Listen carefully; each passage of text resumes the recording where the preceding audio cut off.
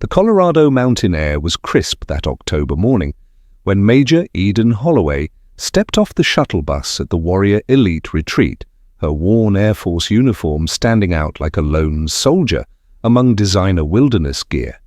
At 29, she was compact but commanding, 5'4", with steel-grey eyes that missed nothing and short brown hair tucked neatly behind her ears.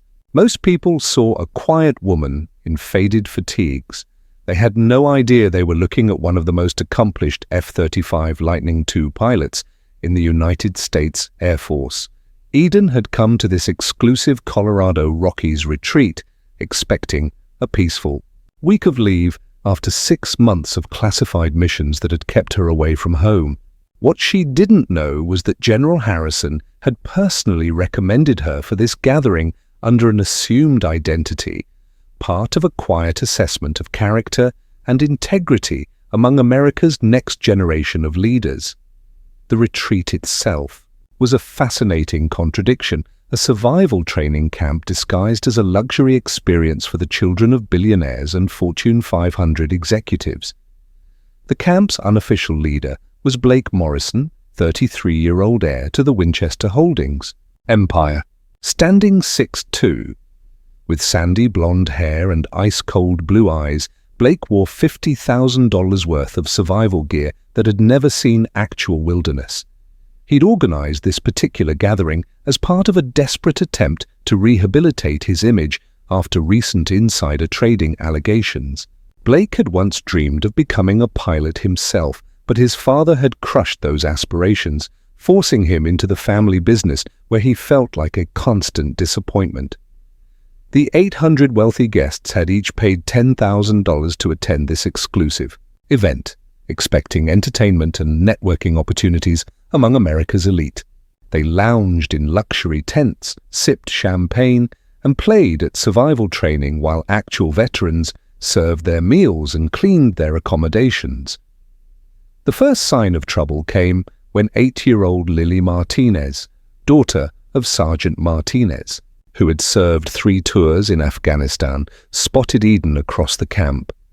The child's face lit up with pure joy as she ran toward the uniformed woman. "Are you a real pilot?" she asked breathlessly, her eyes wide with wonder. "My daddy says, lady, pilots are the bravest people in the whole world." But before Eden could respond, Blake's voice boomed across the gathering, drawing attention from the wealthy guests, who immediately pulled out their phones, sensing entertainment. "You think you're what exactly? A real pilot?" His finger pointed directly at Eden, like an accusation. "This is an elite survival retreat for the upper class, not some playground for cosplay fraudsters." His cruel laughter echoed across the camp as little Lily stopped in confusion, her excitement turning to uncertainty. The crowd began to murmur, forming a circle around what they assumed would be an amusing confrontation. Blake's friends, a collection of trust fund babies and nepotism beneficiaries, started laughing and making crude jokes about military wannabes. "Ladies and gentlemen," Blake announced with practiced authority, "we have what appears to be a case of stolen valor right here in our midst. This woman is clearly wearing a military uniform she has no right to wear, probably purchased from some surplus store to scam charitable donations from veteran families." Eden felt the familiar weight of judgment, remembering her childhood when other kids had mocked her for being different, for dreaming of flying when girls were supposed to dream of other things. The crowd's energy was shifting, feeding off Blake's confidence and the promise of witnessing someone's public humiliation. Someone in the crowd shouted, "Make her prove it!" while others began chanting for Eden to remove the uniform. The situation was escalating quickly, and Eden could see little Lily's confusion turning to tears as the adults around her grew increasingly cruel. Blake, emboldened by the crowd's reaction, decided to make his accusations more specific and more damaging. "I have it on good authority," he declared, though he had no such thing, that this woman has been using fake military credentials to fraudulently solicit donations for veteran charities. She's nothing more than a common con artist preying on the patriotism of good Americans. That's when something shifted in Eden's steel-grey eyes, a hardening that anyone who had served under fire would have recognized immediately. Blake's attack intensified as more guests gathered, their phones recording. What they expected would be viral entertainment. "I've done my research," he lied smoothly, his voice carrying across the camp with the confidence of someone who'd never faced real consequences. "This woman has been spotted at multiple events, always in that same worn uniform, always asking for donations, always playing the hero." Eden stepped forward calmly, her voice steady despite the chaos around her. "Mr. Morrison, I think there's been a misunderstanding." "There's no misunderstanding here, sweetheart," Blake interrupted, his tone dripping with condescension. "What we have is a fraud who thought she could come to our exclusive retreat and continue her little charade among people who actually matter." The crowd laughed at his dismissive tone, and Eden felt the familiar sting of being reduced to something less than human. She tried again, her military training keeping her voice professional. "Sir, if you'd allow me to explain my presence here." "Explain what?" Blake cut her off again, playing to his audience. "How you bought that costume, how you practiced walking. Like a soldier in your apartment, how you memorized enough military jargon to fool gullible civilians." His friends were recording now, already planning how they'd share this confrontation across their social media platforms. The wealthy guests pressed closer, their faces showing the cruel excitement of people who'd found someone to look down on. Eden pulled out her military ID, holding it toward Blake. "This is my official identification. If you just look—" Blake waved dismissively without even glancing at the card. "Anyone can fake an ID these days. What kind of idiots do you think we are?" The crowd murmured agreement. "Besides, look at you. You're what, 5'0" and barely 100 pounds? You think the military puts little girls in fighter jets?" The laughter that followed was sharp and cutting. Eden had heard these same doubts throughout her career, but having them voiced so publicly, so cruelly in front of a child who looked up to her, felt like a physical blow. "The real question," Blake continued, warming to his theme, "is how many veteran families have you scammed? How many patriotic Americans have you stolen from with your little dress-up game?" Little Lily, still trying to reach Eden for that photo, was roughly pushed aside by Blake when she got in his way. The child fell hard onto the rocky ground, scraping her knee and bursting into tears. Several guests laughed at the dramatic stumble. That's when something dangerous flickered in Eden's eyes. She knelt beside Lily, helping her up with gentle hands while whispering, "It's okay, sweetheart." Sometimes grown-ups forget how to be kind, but that doesn't mean you should stop believing in heroes. Standing slowly, Eden looked directly into Blake's eyes with a calmness that should have warned him he was making a terrible mistake. "Mr. Morrison," she said quietly, her voice carrying despite its soft tone, "are you absolutely certain you want to continue down this path?" There was something in her manner, a stillness that reminded witnesses of the moment before a storm breaks, that made a few people in the crowd shift uncomfortably. But Blake, riding high on adrenaline and audience approval, doubled down with, "Reckless confidence. What are you going to do about it?" he sneered. "Fly away? Show us your magical airplane? Or maybe you'll just slink off like the fraud you are, knowing you've been exposed." Eden looked up at the vast Colorado sky, then back at Blake with something that might have been pity. "I asked if you were certain," she said simply, then turned and walked away from the crowd without another word. Blake declared victory to his cheering audience, but he didn't see the phone call Eden made as she disappeared into the trees surrounding the camp. Over the next 24 hours, Blake's confidence grew into something approaching mania. He'd uploaded multiple videos of the confrontation to his social media accounts, where they were being shared thousands of times by people who enjoyed watching someone get exposed. The comments were brutal, filled with speculation about Eden's motives and praise for Blake's courage in confronting her.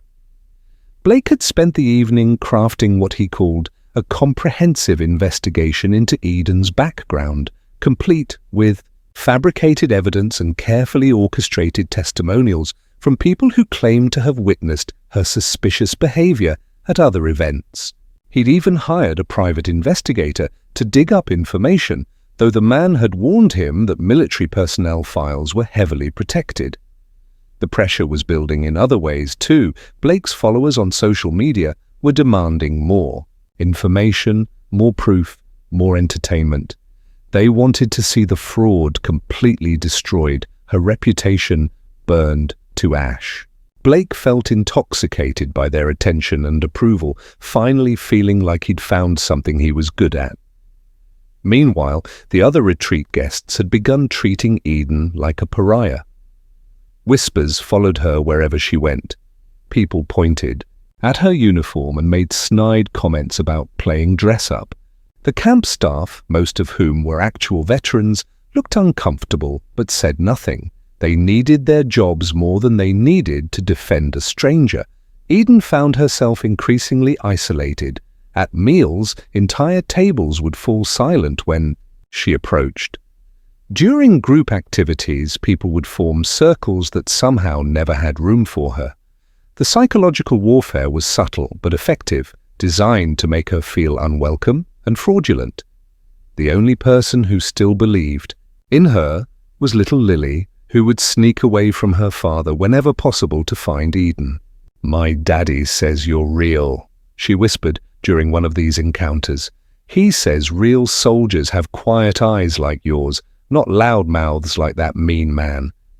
But even Sergeant Martinez was struggling. His daughter's faith in Eden was unshakable, but the social pressure from the other guests was intense. As a working-class veteran dependent on the goodwill of wealthy clients, he couldn't afford to make enemies. He began gently discouraging Lily from seeking out Eden, though it broke his heart to see his daughter's confusion. Blake sensed his growing influence and decided to escalate further. He organized what he called fraud prevention workshops, where he taught other guests how to identify people who might be impersonating military personnel for financial gain. These sessions were thinly disguised attacks on Eden, complete with analysis of her suspicious behavior and obvious tells that proved she was lying. The workshops drew dozens of participants who treated them like entertainment. Blake would point out how Eden walked wrong for a soldier, how her uniform was too worn to be real, how her quiet demeanor proved she was hiding something. He encouraged guests to photograph her and post the images online with captions questioning her legitimacy. Eden endured this systematic harassment with military discipline, but those who knew what to look for could see the toll it was taking. Her jaw was tighter, her eyes harder, her movements more controlled. She was a pressure cooker, with the heat steadily rising. The breaking point was approaching, and Blake Morrison had no idea that his victim was about to become his worst nightmare. Colonel Sarah Mitchell answered her secure phone on the second ring, already knowing that Major Eden Holloway only called her personal line when something significant was brewing.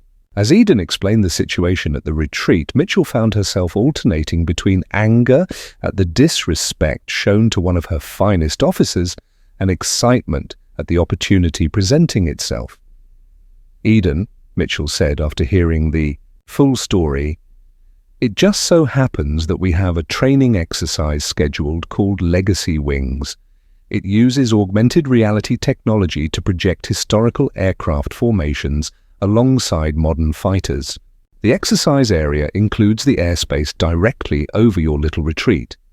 The coincidence was almost too perfect, but Eden had learned that sometimes the universe provides exactly what you need at exactly the right moment. Blake's press conference was scheduled for 10 a.m. sharp, and he'd spent the morning reviewing his presentation materials with the satisfaction of someone who believed he held all the cards. He'd coordinated with local media representatives, promising them an explosive revelation about military fraud that would generate significant traffic for their outlets.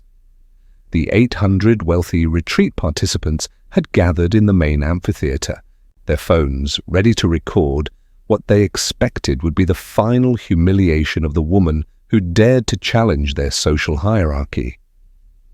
Blake took the makeshift stage wearing a custom-tailored outfit that cost more than most people earn in a month. "Ladies and gentlemen," he began, his voice carrying practiced authority, "I have gathered you here today to expose a dangerous fraud that threatens the very foundations of military honor and charitable giving in America." Behind him, a large screen displayed what appeared to be damning evidence about Eden's alleged deception, photographs that had been carefully altered, and testimonials from people who had never actually met her. The crowd murmured with interest as Blake warmed to his theme. "This woman," he continued, gesturing toward a photograph of Eden in her uniform, "has been masquerading as a military pilot for months, possibly years, using stolen valor to exploit the generosity of veteran families and patriotic organizations." The audience was eating it up, sharing clips in real time and commenting on Blake's brave exposure of military fraud. Blake felt powerful, vindicated, finally successful at something that mattered. "I have documented evidence," he declared, though he had fabricated most of it, that she purchased her uniform from a military surplus store, fabricated her service records, and has been collecting donations under false pretenses. "Today I am calling for a full investigation into her activities and demanding that she face criminal charges for her deception." What Blake couldn't see, focused as he was on his performance and the approving faces in his audience, was the tiny speck in the sky that was growing larger by the second. Eden was approaching from the south, flying at an altitude that would bring her directly over the retreat center at precisely 10:15, just as Blake was reaching the climax of his accusations. The sound of jet engines was barely audible at first, but a few people in the crowd were beginning to look up with expressions of curiosity. Blake, determined to maintain control of his narrative, raised his voice to compete with the growing noise. "I challenge this so-called pilot," Blake declared, his voice rising with theatrical indignation, "to prove her claims right here, right now. If she's really a military aviator, let her show us her aircraft. Let her demonstrate the skills she claims to possess." The irony of his challenge was lost on Blake, who had no idea his words were about to be answered in the most dramatic way. "Possible! She can't prove anything," he shouted over the increasing sound of approaching aircraft, "because there's nothing to prove. She's a fraud, a liar, and a disgrace to everyone who has ever worn the uniform legitimately." But his words were becoming harder to hear as the Rafale fighter jet approached, and then something extraordinary began to happen that made everyone forget about Blake Morrison and his accusations. The augmented reality system activated just as Eden brought her aircraft into perfect formation with 12 holographic projections of the most legendary female aviators in history. Suddenly, the sky above the retreat center was filled with ghostly images of aircraft from different eras, all flying in precise formation with Eden's modern fighter. Blake's mouth hung open in shock as he realized that not only was Eden actually flying a military aircraft, but she was doing so with a skill and precision that spoke of thousands of hours of training and real combat experience. The holographic formation was breathtaking. Amelia Earhart in her Lockheed Vega, Jacqueline Cochran in her Mustang, and 10 other pioneers of aviation history, their aircraft shimmering like mirages but clearly visible to everyone on the ground. The crowd fell completely silent As the formation passed directly overhead, the sound of Eden's engines mixing with the haunting strains of the U.S. Air Force song that played through speakers mounted on her aircraft. Blake stood frozen at his podium, his prepared remarks forgotten, and his confident demeanor shattered like glass. In the space of 5 minutes, his carefully constructed narrative had been demolished by the simple demonstration of authentic skill and genuine service.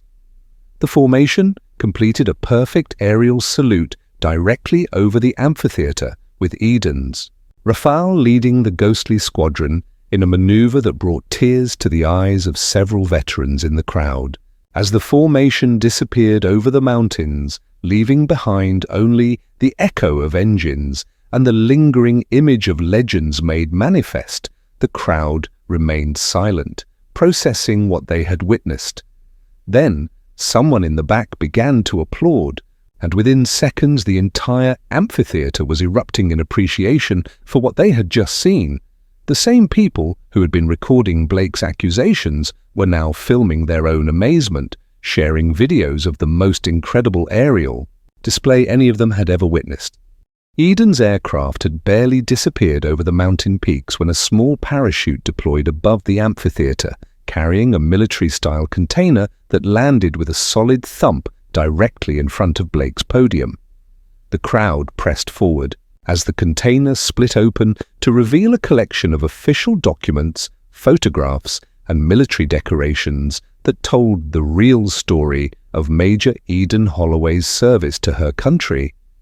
Blake approached the container with trembling hands, his face pale as he began to comprehend the magnitude of his mistake. The first document he pulled out was Eden's official military identification, complete with her photograph, service number, and current rank of Major in the United States Air Force. Beneath that were commendations for valor, efficiency reports that used superlatives normally reserved for the most exceptional officers, and photographs of Eden with senior military leaders, including one particularly striking image of her receiving a medal from the president himself. Each piece of evidence was more damning to Blake's credibility than the last, painting a picture of a woman who had dedicated her life to service while he had been playing games with inherited wealth. The crowd pressed closer as Blake continued, reading, his voice growing weaker with each revelation about Eden's true accomplishments. There was documentation of 847 hours of combat flight time, records of 3 separate rescue missions that had saved civilian lives, and a classified service record that had been partially declassified specifically for this demonstration.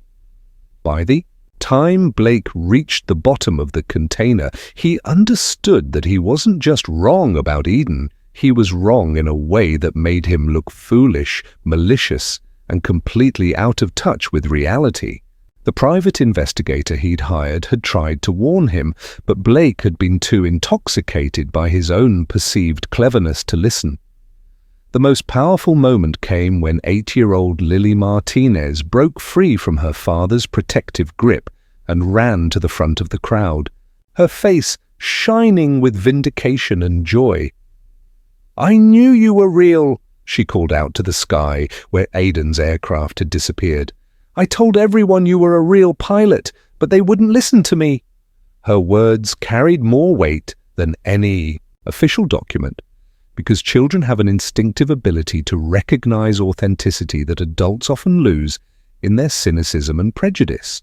The crowd began to turn, their phones now capturing Blake's humiliation instead of his triumph. Within hours, the video footage would be seen by millions of people around the world, but not for the reasons Blake had intended. Instead of exposing a fraud, he had inadvertently created a powerful demonstration of authentic service triumphing over manufactured outrage. Eden herself appeared at the edge of the crowd, just as Blake was struggling to process the implications of what he had discovered. She had changed from her flight suit into civilian clothes, but there was something different about her presence now, a quiet authority that made people step aside as she walked toward the amphitheater. The woman who had been dismissed as a fraud, just hours earlier now moved with the confident bearing of someone who had nothing left to prove and everything to be proud of. The crowd parted before her like water, suddenly aware they were in the presence of someone genuinely extraordinary. "Mr. Morrison," Eden said quietly as she approached the podium, her voice carrying clearly despite its soft tone. "I am Major Eden Holloway, 23rd Fighter Squadron, United States Air Force. I have served my country for 11 years, including multiple combat deployments and classified missions that I cannot discuss in public." She gestured toward the documents scattered around Blake's feet. "Everything you need to verify my service is right there, though I suspect you've already realized that your accusations were not only wrong, but dangerously irresponsible." Blake tried to speak, to offer some explanation or justification for his behavior, but the words wouldn't come. He had built his entire attack on the assumption that Eden was powerless, that she was someone who could be bullied and dismissed without consequence. Now, faced with the reality of who she actually was and what she had actually accomplished, he felt smaller than he had ever felt in his life. The crowd that had been cheering his accusations just hours earlier was now looking at him with expressions ranging from disappointment to disgust. People were already deleting their earlier posts supporting him, scrambling to distance themselves from what was clearly going to become a public relations disaster. "You asked me to prove that I could fly," Eden continued, her words measured and precise. "You challenged me to show you my aircraft and demonstrate my skills. I hope the demonstration was educational, Mr. Morrison, because it was intended specifically for you." The gentle mockery in her voice was more devastating than any angry outburst could have been, because it highlighted the absurdity of his position with surgical precision. Blake realized that every word of his challenge had been recorded. Every claim he'd made was now evidence of his own ignorance and malice. Local news outlets were already picking up the story, their reporters scrambling to understand what had just happened and how they could have been so wrong about the initial narrative. The retreat's other wealthy guests were quietly checking out early, not wanting to be associated with Blake's spectacular failure. Blake's own friends and social circle, embarrassed by their association with his public humiliation, began distancing themselves with the practiced efficiency of people who had never learned to value loyalty over social status. His social media accounts were flooded with comments demanding explanations, apologies, and accountability. Within 24 hours, the board of Winchester Holdings, led by his own father, would vote unanimously to remove him from all company positions, citing damage to the corporate reputation and concerns about his judgment. His trust fund would be frozen pending a review of his recent activities, and the luxury lifestyle he had taken for granted would suddenly become a memory rather than a reality. But the most devastating blow came from an unexpected source. The private investigator Blake had hired sent him Eden's complete military record, the parts that weren't classified. Blake found himself reading about a woman who had repeatedly risked her life for strangers, who had turned down lucrative private sector offers to continue serving her country, and who had achieved more by age 29 than Blake had accomplished in his entire 33 years. The confrontation that would define both their futures took place not in front of cameras or crowds, but in the quiet aftermath when most of the retreat guests had departed in embarrassment and the media circus had moved on to other stories. Blake found Eden sitting alone by the mountain lake, where the retreat center's most expensive cabins overlooked the Colorado wilderness. She was no longer in uniform, just civilian clothes that made her look younger and somehow more human. But Blake had learned enough in the past 48 hours to know that appearances could be devastatingly deceiving, especially when it came to Eden Holloway. "Major," he said quietly, approaching with the careful respect of someone who had finally understood the magnitude of his mistake. I know I have no right to ask for your time, but I need to say something." Eden looked up from the water, her steel-grey eyes assessing him with the same analytical precision she brought to everything else.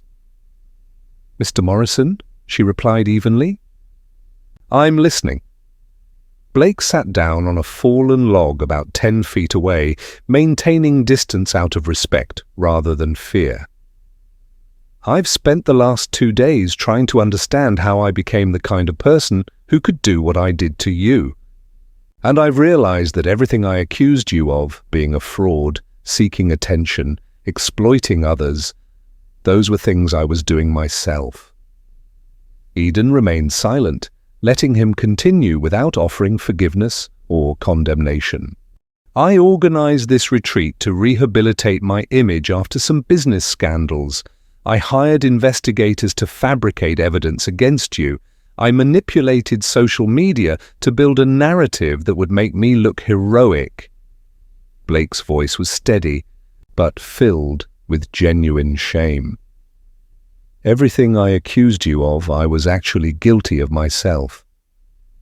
The admission hung in the mountain air between them, honest and complete, in a way Blake had never been before in his life.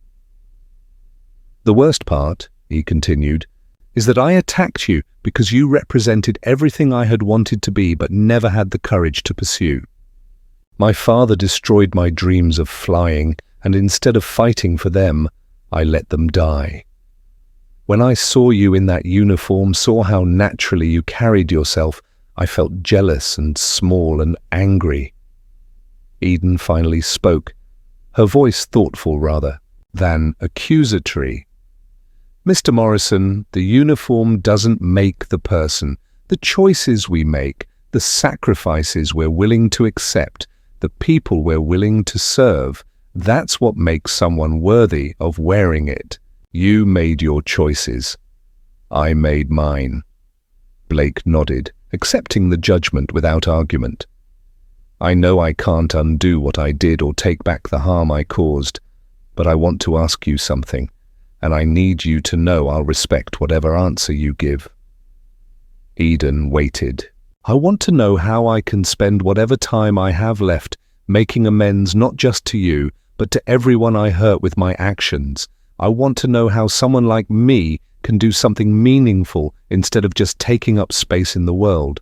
It was the question Eden had been waiting for, the one that would determine whether Blake Morrison was capable of genuine change or simply sophisticated manipulation. She studied his face for a long moment, using skills honed by years of making life or death assessments under pressure. "Mr. Morrison," she said finally, "there's a difference between serving others and serving yourself while pretending to serve others. If you're serious about making amends, it means giving up the spotlight, giving up the credit, and doing the work that needs to be done even when no one is watching or applauding." Blake met her gaze directly. "How do I start?" Eden's answer would change both their lives. "You start by learning what service actually means. You start by listening to people instead of talking over them. And you start by using whatever privilege you were born with to lift others up instead of tearing them down." The handshake that followed was firm and genuine, marking not forgiveness, that would take time and proof, but the beginning of a possibility that even the worst mistakes could sometimes lead to meaningful change. 6 months later, Major Eden Holloway stood before 300 family members of fallen female aviators in the main gallery of the Smithsonian National Air and Space Museum, surrounded by the aircraft that represented American aviation history. The memorial service she was attending had been organized by Blake Morrison, who had spent months planning the event and coordinating with military officials, veteran organizations, and grieving families. Blake had donated nearly his entire inheritance to organizations supporting military families and had been volunteering 30 hours a week at veteran service centers. He lived in a modest apartment now, his luxury lifestyle traded for something resembling genuine purpose. His transformation had been thorough and apparently sincere, though Eden remained cautiously optimistic rather than fully convinced.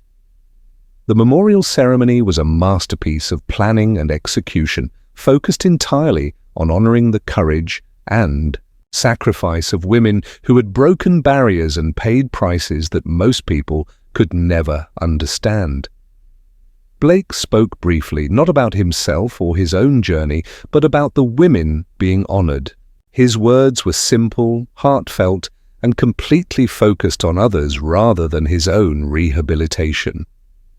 When Eden approached Blake after the formal program had ended, she found herself moved, despite her reservations, by the evident sincerity of the event and the genuine emotion of the participants. Their conversation would determine whether his transformation was authentic or simply an elaborate performance. "Major Holloway," Blake said quietly, "I don't expect your forgiveness, and I'm not asking for it. I organized this ceremony because these women deserve to be honored, and because I needed to do something meaningful with the privilege I was born into." Eden studied his face carefully. "Mr. Morrison, actions speak louder than words, and your actions 6 months ago caused real Harm. You didn't just attack me, you attacked every woman who has ever served, every veteran who has ever been questioned about their legitimacy, and every child who dreams of serving something greater than themselves." Blake nodded, accepting her criticism without defensiveness. "You're absolutely right. I've spent the last 6 months trying to understand how I became the kind of person who could do what I did, and trying to figure out how to use whatever time I have left to make amends. I know I can't undo the harm I caused, but I hope I can prevent others from making the same mistakes I made." What followed was a conversation that lasted 2 hours, covering everything from Blake's childhood disappointments to Eden's own struggles with being accepted in a male-dominated profession. By the end, Eden had reached a decision that surprised even her. "Mr. Morrison, I'm going to propose something that may sound crazy, but I think you've earned the right to be taken seriously. I'm working with the Air Force to develop a foundation that provides scholarships and mentoring for young people who want to serve but face financial or social barriers. We need someone with business experience and genuine commitment to help Us build something that will last. Are you interested in doing real work for people who actually need help?" Blake's response was immediate and emotional, tears forming in his eyes as he realized that Eden was offering him not just forgiveness, but partnership in something meaningful. "Major, I would consider it the honor of my lifetime to work with you on something like that. I promise you that I will bring the same dedication to this foundation that you bring to your service, and I will never again take for granted the trust that people place in me." The Wings of Honor Foundation was officially launched 6 months later at a ceremony held at the Air Force Academy, with Eden serving as chief pilot instructor and Blake handling business operations and fundraising. Their first class of scholarship. Recipients included 50 young people from military families, including Lily Martinez, who had been accepted into a special program for future aviators. Eden's speech at the launch ceremony was brief but powerful, focusing on the responsibility that comes with the privilege of flight and the importance of using that privilege to lift others up rather than tear them down. "Flying teaches you that the sky is big enough for everyone," she said, looking out at an audience that included many of the same people who had witnessed Blake's original attack. "It doesn't matter where you come from or what challenges you face. If you have the courage to reach for the sky and the determination to keep reaching, even when others doubt you, there will always be room for you up there."